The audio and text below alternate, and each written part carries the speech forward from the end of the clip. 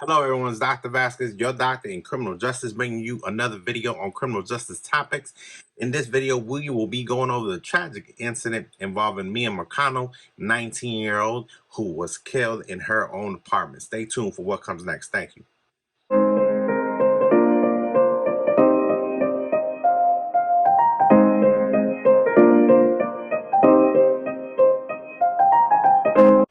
All right, welcome back, everybody. So the date was September 24th, 2021, Friday. Mia Marcano was at work.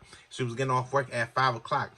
A maintenance worker goes into her residence with a master key at around 4:30 hours. So Mia Marcano gets off work. She goes into her residence. A struggle ensues, and they believe it is there where she is killed in her apartment. So what was tragic about this incident was it was done by a maintenance worker with who she worked with at the same location.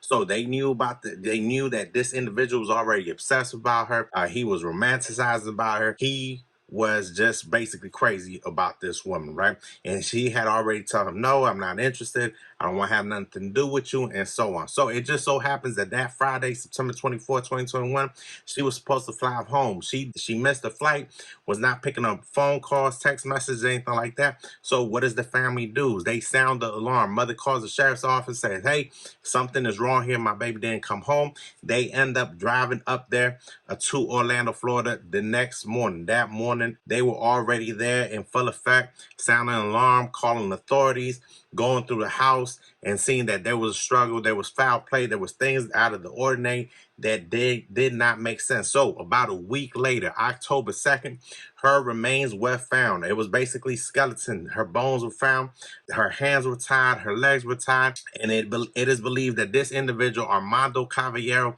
the maintenance worker who worked obviously in this complex where she stayed at, where she was working at the leasing office, was the suspect. What is so tragic about this incident is that they had him in their hands. Police had spoken to him, right? They had Q&A'd him, and then they let him go.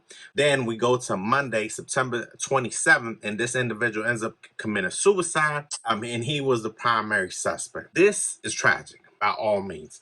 There's a couple of things that I want to identify. The first thing I want to discuss is there should be an around-the-clock investigation when you have the family at the residence within less of 24 hours. Man, that means the police should not be let go, right? If I'm here at my daughter's residence and I'm telling you she's missing, and I'm telling you she's not picking up the phone call, and I'm telling you she's not messaging, and I'm telling you she's not on social media, bro, time is of the essence. You got 24 to 48 hours to find my daughter, and you need to make it happen. And she needs to be your number one priority. We know that the first couple of days, the longer this investigation pans out, the less likely you are to find her. So she needs to become your number one priority.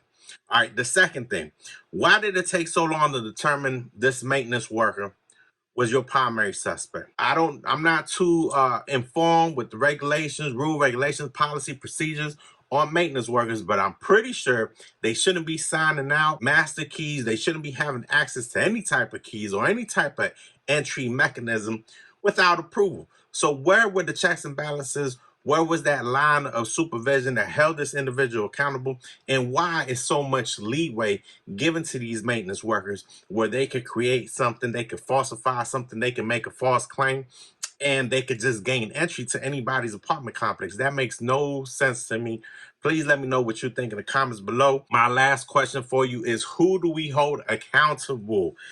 This is always challenging, right? From what I was reading, they said the case is closed because the number one suspect killed themselves. How is the case closed? What are you talking about? The case is closed. I would want to know the sheriff's office that was contacted.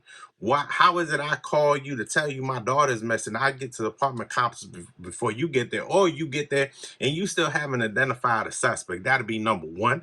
Number two is the apartment complex where this person worked at. Did this individual not have any priors? Did you not do any criminal history? Was there no accountabilities for master keys and who was being vetted, who was not being vetted? And now my daughter's gone, so you can't provide her, you can't give her back to me. So how do I get justice for my daughter? So let me know again what you think about this incident. Let me know what you think as far as there be a 24-hour investigation, how this dude Armando Caballero was not the number one suspect. That to me is ridiculous. And then how do we get justice for Mia and her family? All right. Thank you so much. Enjoy the rest of your day.